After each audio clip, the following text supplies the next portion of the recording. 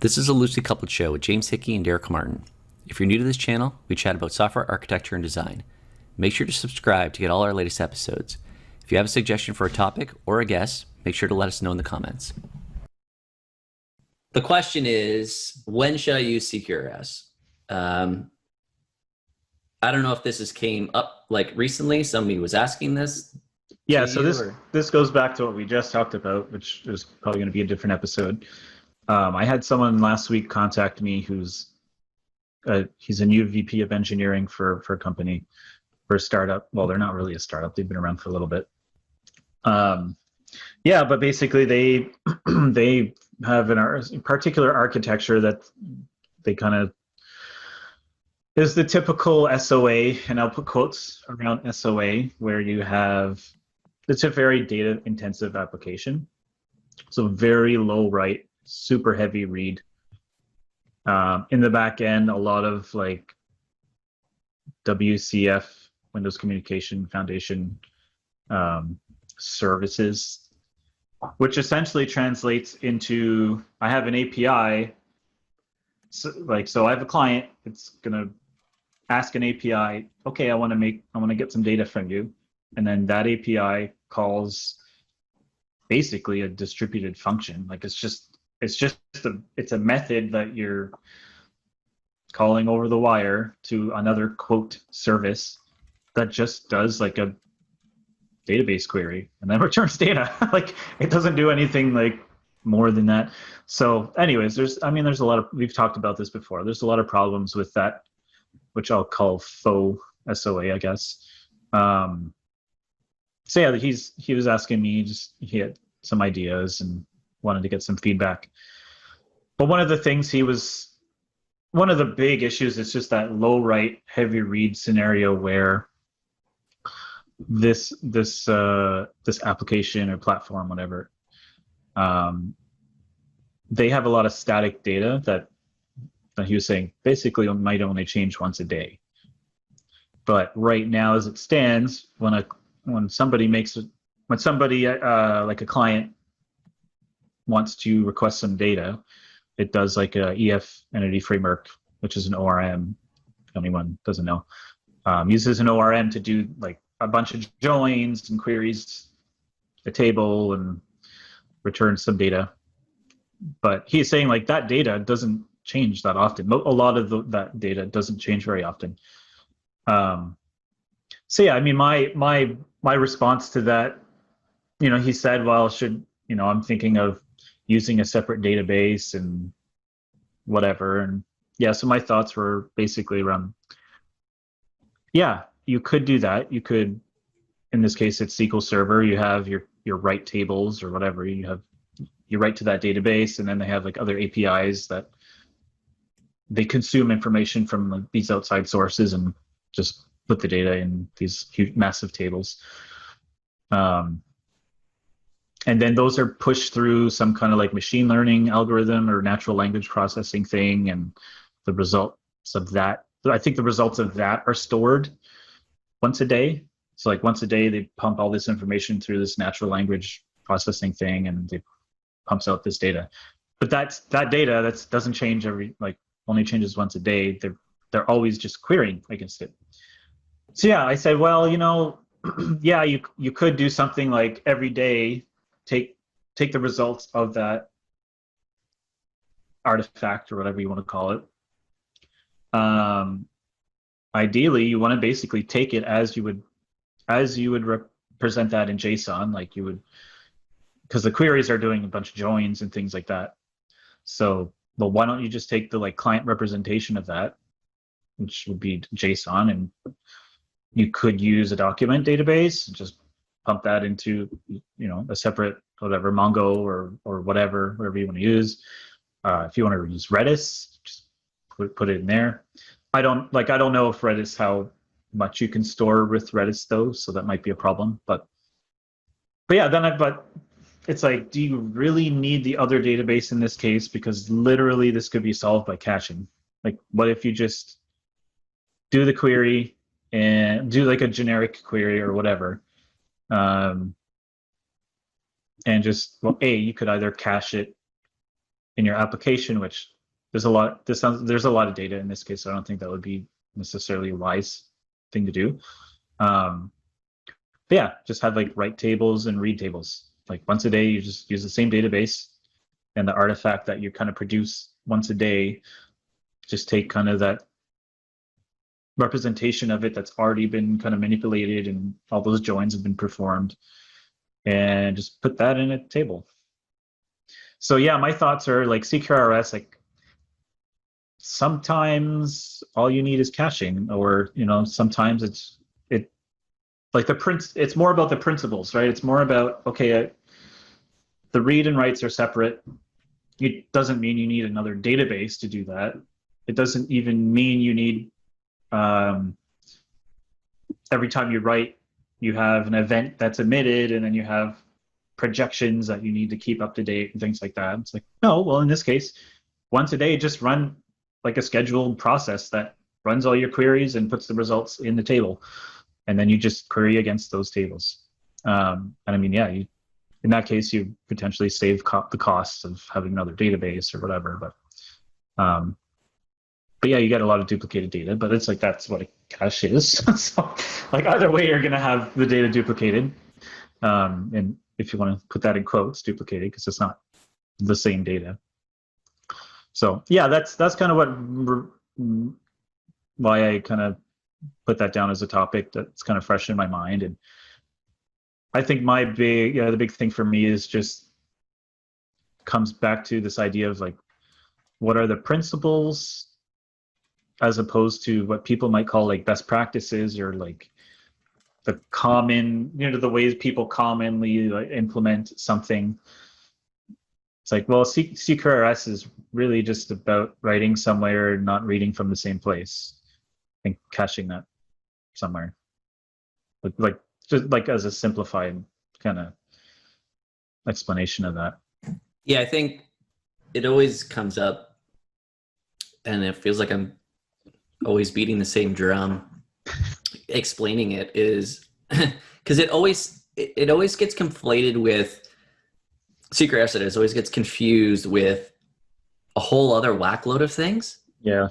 Right? You were just alluding to it. It's like people assume it's event sourcing, or events just in general, or eventual consistency, or domain-driven design, like all these things. And then you got to be using like a message broker and all this stuff. It's like, and I get why, because if you probably search for CQRS, like at least like a few years ago, I took one of my talks, I literally searched for it. One of the first articles had this crazy diagram of the one probably everybody's seen, which is basically is a loop, right, of commands coming in, those being sent to a message queue, then asynchronously, some process picking those up that had an aggregate that was emitting events, that was using event sourcing. Those were getting pushed to an event bus. Then projections were picking those up from a subscription to update a separate database that, had this whole thing. And that's what you would typically see. Yeah. And it's none of that. It's like, it's none of that. Yeah. Right? Like it's the idea of having, it's just an extension of CQS, right? So CQS is, for Bertrand Meyer, is that a method should either change state or return state. And that's it, right? And then all CQRS is taking the next step further, saying that as a whole, as a unit, something either writes, like changes state, or reads and returns state, and never both. That's it. Like that's it. So that seems so simple, but the simplicity of it allows you to get into that world where of everything I just talked about, where you could get into that diagram if you ever, God forbid, needed to, that whole thing. It's an enabler. I always say it's a really simple thing that is an enabler. Yeah. So like what you were talking about is, to me, if you were to run some process that is, making, I'll call it a projection of another state that you want, that you then are persisting, it's really the same thing. It's a concept of creating a projection. Like let's say you weren't doing that and it wasn't very intensive. I always tell people, if you use a relational database that supports views, guess what a view is? Right? It's a projection. Yeah. You're composing basically something from multiple sources that's projecting out to some end result that you care about. If you're doing that in some process or some code once a day, that's going to save you from, you're just doing it ahead of time so that you're not doing it at runtime all the time to create Yeah. that projection. And that's kind of the beauty of projections in the CQRS sense, if you were used, however you ended up doing them, is that you are left in a state that you just have for a particular use case, right? Like you have all the data in a particular way that's already composed the way you want it, and you're not doing all that composition at runtime. Yeah. And that's why I use the term cache, because like, I mean, people think like projection, and like you're saying, you think projection and automatically you think of that huge diagram with like Yeah. events and all this stuff. But yeah, it's like, well, it's just, yeah, you're just pre-caching what you want to like do, like what data is going to be needed up front, which, yeah, it is a projection, but a projection is also a cache. I mean, there's a nuance, like a projection isn't just a cache, but. Well, it could be, because you could be running the projection constantly at runtime. Yeah. Right. It's just if you persist it, then yeah. And like, yeah, I think it comes back to just like this, and maybe this touches on what we had talked about, I guess, a few episodes ago now. Like, just, yeah, there's a lot of like over complexity in the industry. People doing things that just seem so complex for what reason? I mean, yeah, that's why I prefer modular monoliths, for example, in general, because I feel like, yeah, it's just everything is like the spectrum, right? It's just like monolith on one side of the spectrum. Well, if that's bad, then we have to go all the way to the other side and have all these like distributed tiny services. And like, do you really need to make your life that much more difficult? Like, yeah. maybe, At what cost, I guess, in the benefit? I can see different organizations, depending on how big you are, yeah, it'd be really beneficial, and probably some, like the cost of it, which there is a cost, and depending like teams and all that stuff. If yeah, you're one team and you're trying to build 20 services that are all separate projects, and like maybe that's not ideal. yeah, I think it's just, but I think it's just this, I hate to use the word cargo cult, but it kind of is even the same thing what we were talking about in the other episode with like web stuff. There's unfortunately this cargo cult mentality that happens. And I don't want to blame anybody, because there's a lot of new people in the field that you're going with the trend. You're going with what people are telling you is what's going on. I feel like there's not enough, maybe leadership. Maybe that's the wrong word. Guiding where things should be going. yeah.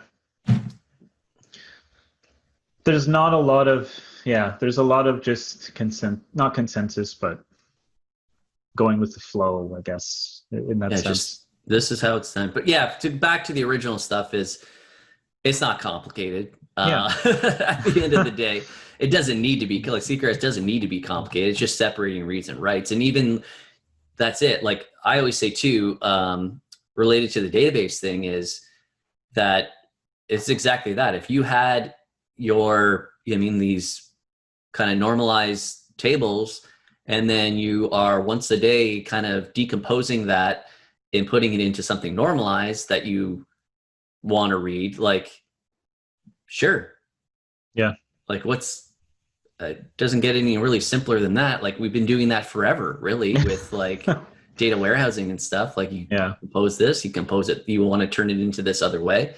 And if you don't need it to be real time, like you said, and it just needs to be like a once per day processing thing, then like, yeah, it's like, this is kind of like a thing we've been doing for a long time. Yeah.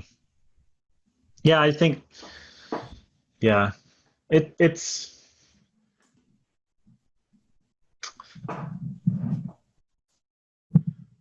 I guess the overarching thing that comes to my mind is like you had mentioned in this discussion, but I guess a few episodes ago, is like once you've been in the industry for whatever, I want to say long enough, or That the long cycle enough. has occurred, or we keep doing the same Yeah, thing.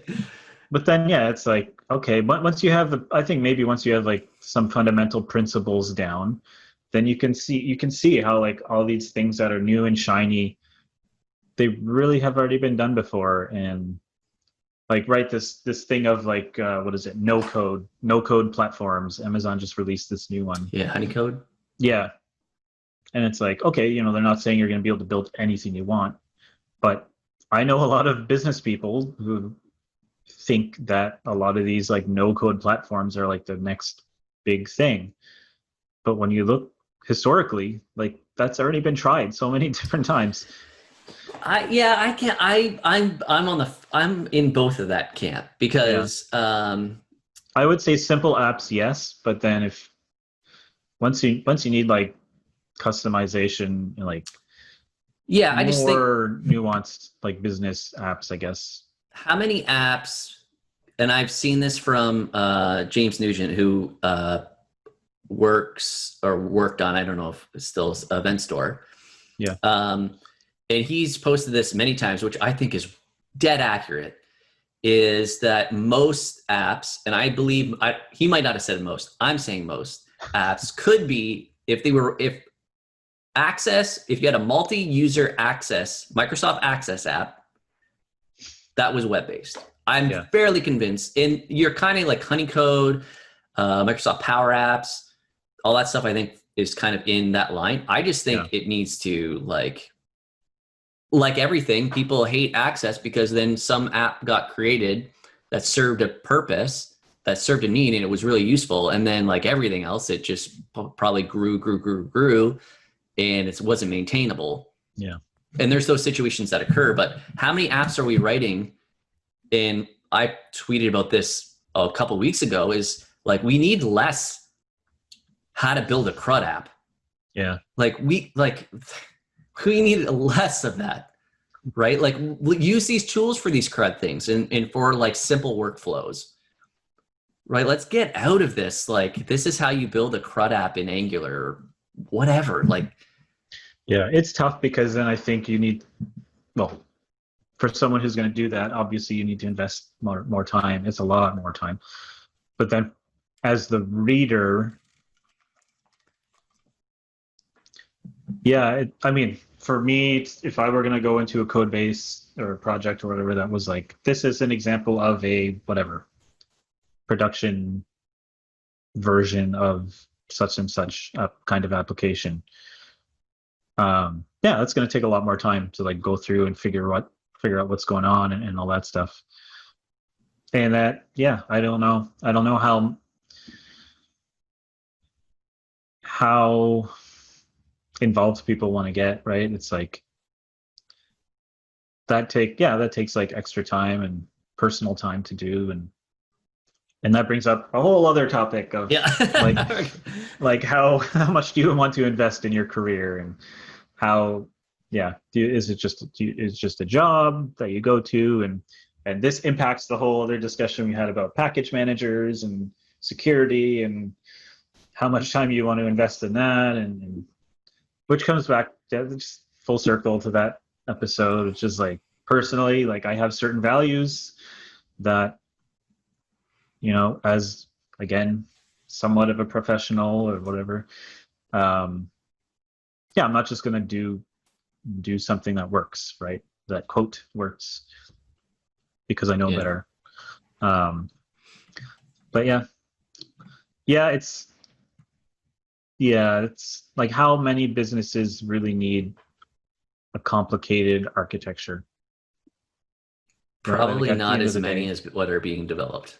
yeah. Like you said, access. If people aren't familiar, access was just like a file on your file system. It was a database, and you could create forms, like forms that people could fill out, and You could query it also. But yeah, it's like how many apps are literally just a form putting data in somewhere, and then someone after the fact going in and checking this information. I could I can see the benefit is like a lot of automation on top of that. I think is where this custom stuff comes in, but yeah, I'm with all that if it happens, yeah, right? Or if it's just like if we're just creating a a CRUD app because we want to record, like I don't want to give specific examples, but I got a ton of them where it's just like, okay, it's data entry that like not even multi-user, maybe one person's doing it in some manufacturing plant. And at the end of the day, they go and run a bunch of reports.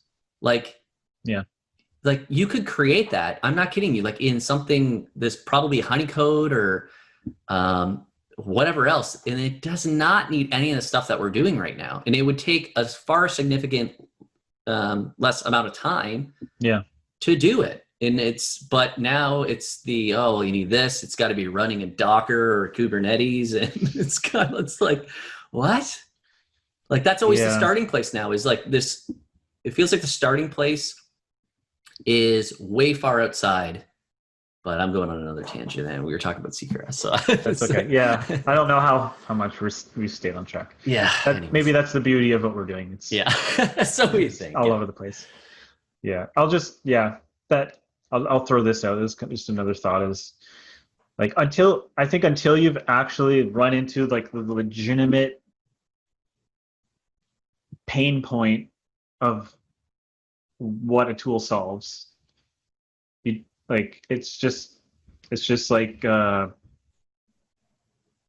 this idea of like cargo cult, or it's just like automatic. I'm just gonna put everything in Docker. I'm just gonna do everything. But it's like until you've actually run into like the pain point where it's like we're blocked on this, and if we were using containers, it would change. It would make us unblocked, or it's like it would significantly improve this process or this thing. Then it's like, okay, now let's look into it. Like, let's check it out. Let's dig into it. But yeah, it's like, I have a web app and I just want to push it up to the cloud. You don't need a container for that. We hope you enjoyed this episode of the Loosely Coupled Show. If you did, please subscribe for more on software architecture and design.